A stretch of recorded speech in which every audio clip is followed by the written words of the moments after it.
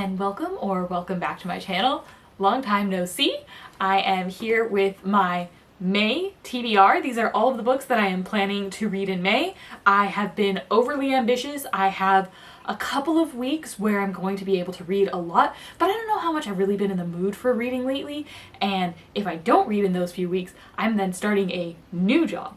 And so I don't know how much time I'm going to have after that, and this is probably really reaching for the stars here, but that's what I do. So these are the books that I'm hoping and planning to read in May. The first books that I'm going to be listing here, I don't have the audiobook for. And when I do have the audiobook that I can read alongside with the physical, that just makes me a lot more likely to read it. I'm better at being able to partition like my time and know exactly how much time I have allotted that I need to read this audiobook in. And when I don't know how long it's going to take me, it just ends up taking forever. I am very bad at planning my time that way. So the books that I have without audio are going to be a little bit harder to do, but so many of them are actually part of my Discworld read through that I have to get to them. We're catching up! Because otherwise I'm going to have like 12 Pratchetts in 1 month. So Begin. So the first one is A Skinful of Shadows.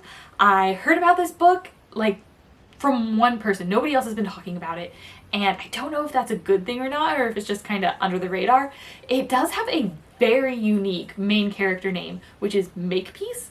And the world that she's from, you have to always be on your guard because you can get possessed by a ghost, which I think is what ends up starting off this whole story, is that she does get possessed.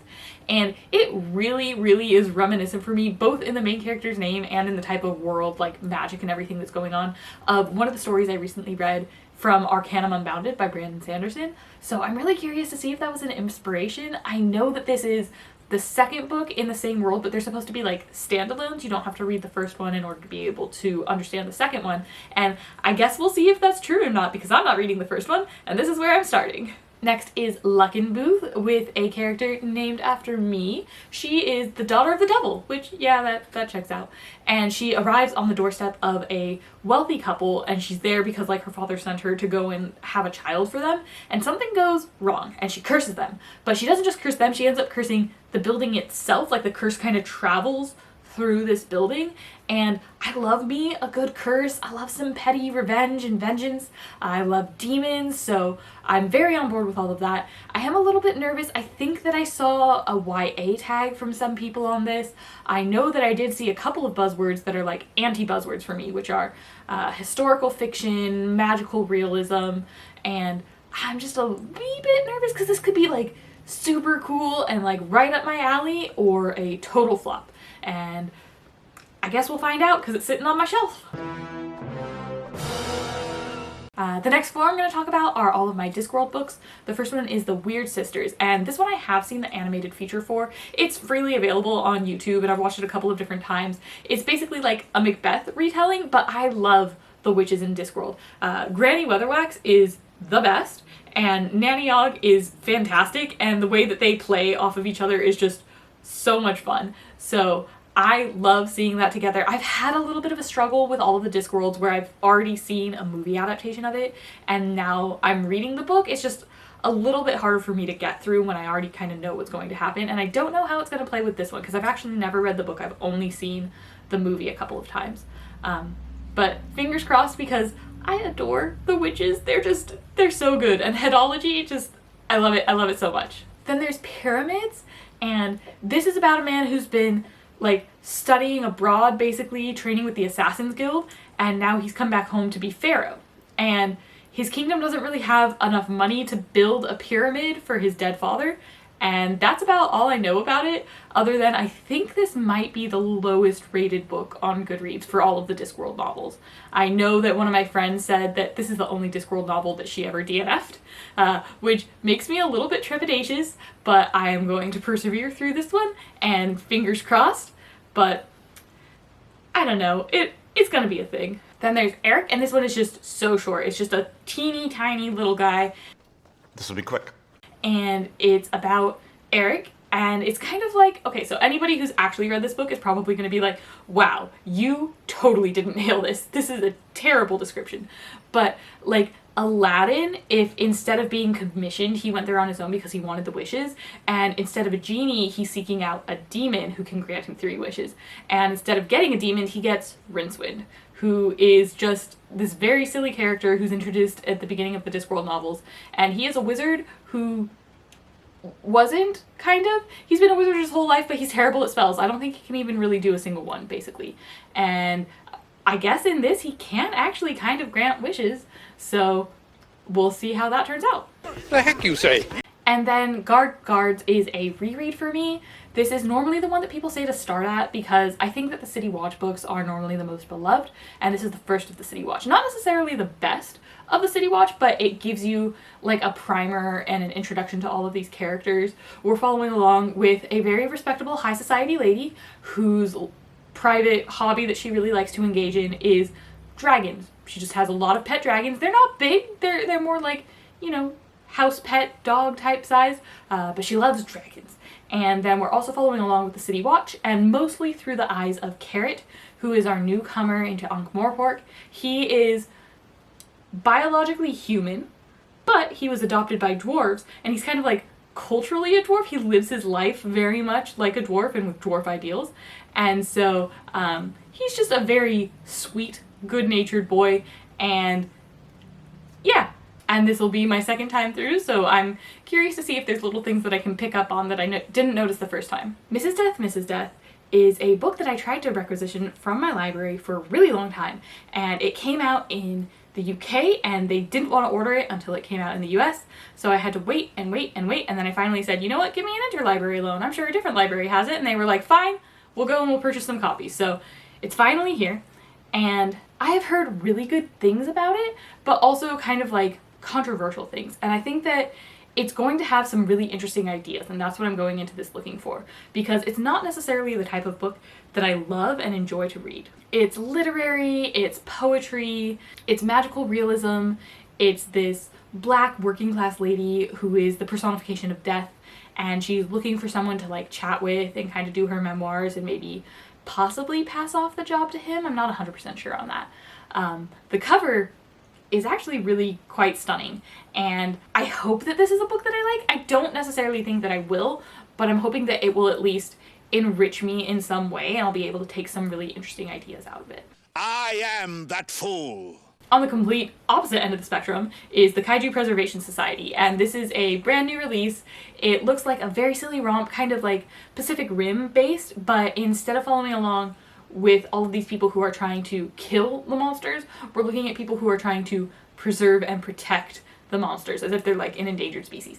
And it's, I guess, a little bit like Pacific Rim meets Avatar, because there's this big corporation or like people who are kind of with a capitalist mindset, and they also find this interdimensional hole, and instead of looking to preserve these creatures, they're looking to exploit them for personal gain. And it could be devastating for both sides should they be able to do this, and that's kind of where the conflict arises from. It is pretty short. I don't even think it hits 300 pages. It's a pretty slim novel. I'm not 100% sure. It could be like very cheesy and camp, and that's kind of the direction that I hope that it goes in. But I'll let you know what I think. And the last book that I have without audio is going to be Buzz. This is one of my 5-star predictions for the year. I've read an excerpt a while ago. It seemed very educational and fun and informative at the same time. It has a lot of like diagrams and pictures and stuff kind of interwoven, and I don't know, I'm looking to learn about some bees. I think it's going to be really fun. And then getting into the ones that I have audiobooks for already, the first one is Portrait of a Thief. This one should be arriving fairly soon, I believe. It's the Illumicrate book of the month for April, and I am super hoping that it's got Killmonger vibes, because that's exactly what I want from this. It's a heist novel with museums, it's Asian American, and we're dealing with like the diaspora and colonization with who has the rights to own items and just like a lot of cultural identity and that sort of thing. And so I think it can be really good. I know that they've talked a lot about the characters because this is a heist novel, and so they're all going to have that kind of relationship. And I do like those. I really loved the Ocean's movies and the Six of Crows books, so I think that this can be really good, especially if it delivers on those Killmonger vibes. I just want it to absolutely decimate like colonialism and yeah, just be a real good time. Then is Hotel Magnifique, and I believe this will be the third book that I'm reading where a hotel is like the main type of setting. This is a hotel that moves locations every single day, and there's some girls who want to be able to go there, but like they don't have enough money to stay there. They can, however, get hired on as a help. So they go to this magical hotel, and it's so like marvelous and fantastical, but also like there's some dark, insidious, mysterious type secrets. This is going to be a YA, and I'm not 100% sure how much I've been really vibing with YA lately. It's also a hotel, and I think hotels are a great setting. I love them in shows like Scooby-Doo, and I love them in films like Grand Budapest Hotel, but I read The Sanatorium, and that was a flop for me. I read The Maid, which I was super excited about, and I did not care for it. So third time's the charm, maybe? Maybe this will be my hotel winner. This month is a lot of, I don't know. We'll see, honestly. Then there's Fledgling, and this is the last book that Octavia Butler wrote. I read her Xenogenesis, like Lilith's Brood series this month, and it was so good. It was so interesting. She has so many interesting ideas about like humanity and the interpersonal relationships, politics, and how we interact with each other. And so I think that she really has a lot to say, and this is her last work, so hopefully it's kind of like the culmination of all of her writing ability and just being able to see, you know, where she ended up in her career. And this is following along with a young amnesiac girl, except she actually isn't. She's a 53-year-old like vampire. She just looks really young. And her other series was so good. I think that this will at least be above average, if not just like absolutely love it. And it's so pretty. It's one of the prettiest books I own. I have it turned out on its side so I can look at it all the time because that cover is just so lovely. So I've got really high hopes for this one. I think this is another 5-star prediction. And yeah, I love vampires. I love interesting new takes on vampires, and so I hope that this is really, really good. Then I have 2 T. Kingfisher books, also known as Ursula Vernon, and the first one is Swordheart. This one has been out for a while, and it's like a widow, and she recently inherited like the entire estate of her great uncle, and he didn't leave it to anybody else, and she's like, oh, okay, what? Why me? And then her in-laws are hella salty about it, and so they kind of like lock her up so that they can manipulate her to do what they want because they don't get any of the wealth unless she says so. And so she's like desperate and looking around at this room that she's locked in, and she's like, I don't really know the way out of this situation, but there's a sword on the wall. Is there a way I could even like, I don't know, impale myself or something to just get out of here? And so she unsheaths the sword, and oh, the sword is a man, kind of, but also like with his own sword. Could it'd be weird if he was able to wield himself. Just saying it sounds insane, but it's all true. And it's got that quirky personality and sense of humor that I love from her. It reminds me a lot of the stories I used to read that she would put along with her art when I was back in high school. And I think this was gonna be like more of a romance, and I don't know how that works between a human and a sword, what that relationship is like. But that's what she wrote the story for, so I can find out, I guess. And then the other one is Nettle and Bone. And okay, so like my library won't order books until they're like 6 months from publication.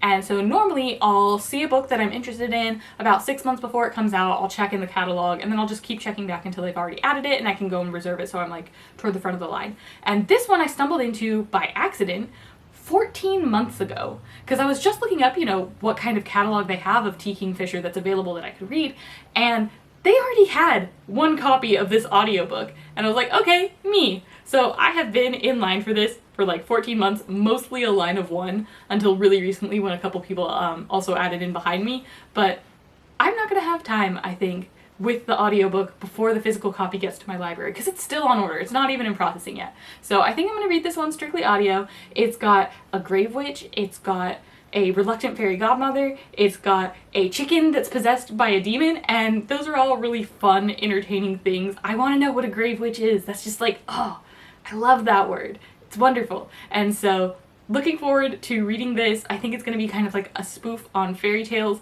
and I think that's when she's at her best, so really, really looking forward to it. I also have a very chonky boy. This is The Ship of Magic. It's the first in the Live Ship Traders series, but it is actually the 4th overall in the realm of the Elderlings, at least the like prescribed path.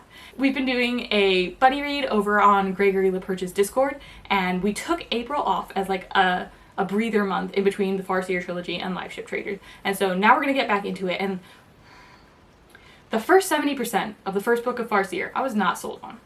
But by the end of the series, man, like, I really loved it. She's got such intricate and interesting plots, and the political intrigue is just some of the best that I've actually ever seen. Oh, I do love a good intrigue.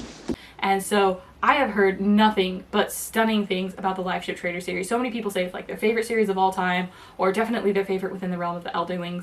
These are magical ships, and I believe it has something to do with like generations of the same family that have lived and or died on the ship, and then they like come to life. And so it lives up to the name. These are the Live Ship Traders. And it sounds like a completely different magic system than everything else we've seen in her world, but it's still like an integrated part of the larger world.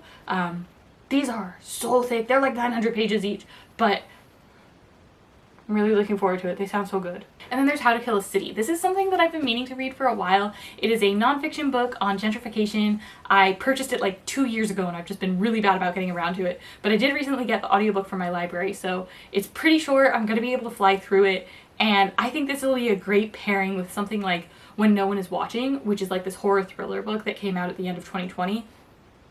Excellent read. Loved it so much. And I think that this will just provide some extra non-fiction facts and interesting tidbits that is a little bit more oomph. Then there's The City of Dusk. This one is supposed to get to me on Friday. It is the new adult fairy loot book, I believe.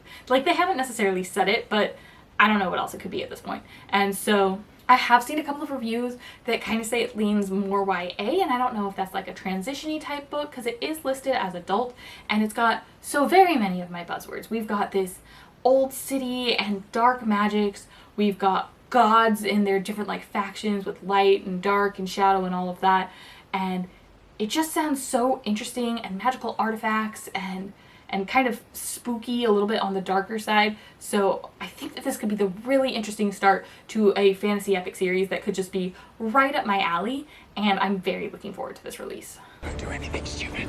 Also going to be reading A Memory Called Empire. This is a space opera that seems to be just like super duper queer, just like hella queer.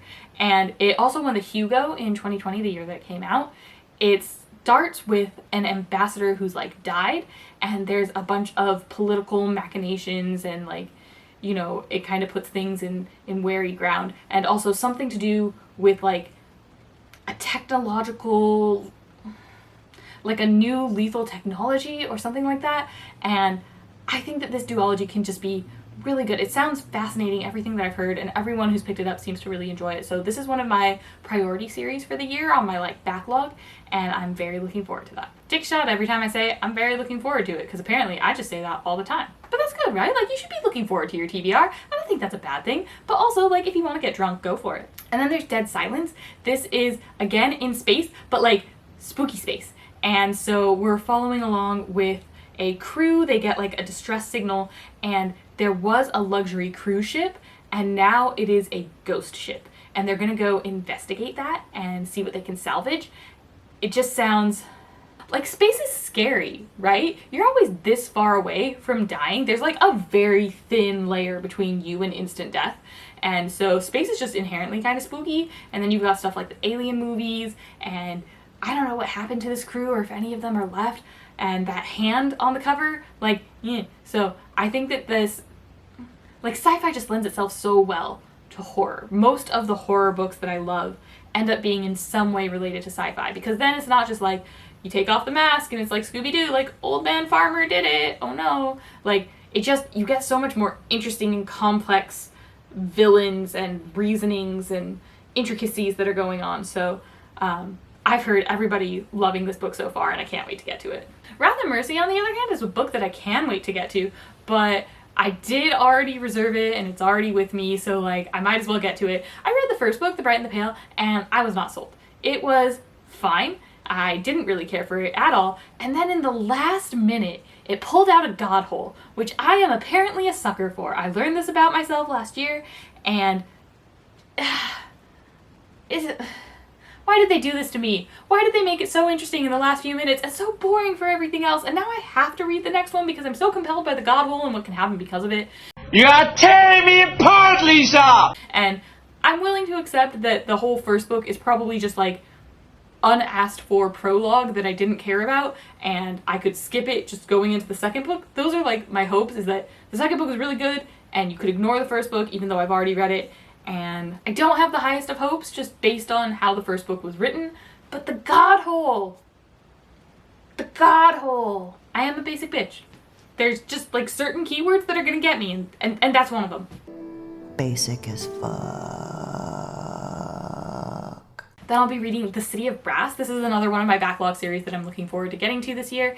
I was on Team Artemis for the Shelf Space server last year, and my team captain, Vish, was super into this series. I think it's one of her favorite series of all time, so I've been really looking forward to it. I know that it has like Indian and Middle Eastern type of influences and that the author herself is half Indian, and this is like kind of the first time that she started exploring that. I know she also writes a lot of queer fiction. I don't know if there are any queer relationships in this, but we're following along with a con artist, and there's like a corrupt regime, and I think like some desert vibes and lots of like ancient magic. So I don't know a lot more than that. I'm looking to go into it kind of blind, and hopefully this is just going to be fantastic. I love when we get to experience like epic fantasy series with a non-Western European type of setting, because man, there's a lot of Western European settings and they just get kind of old and tired, so this has the chance to be just like really original and unique.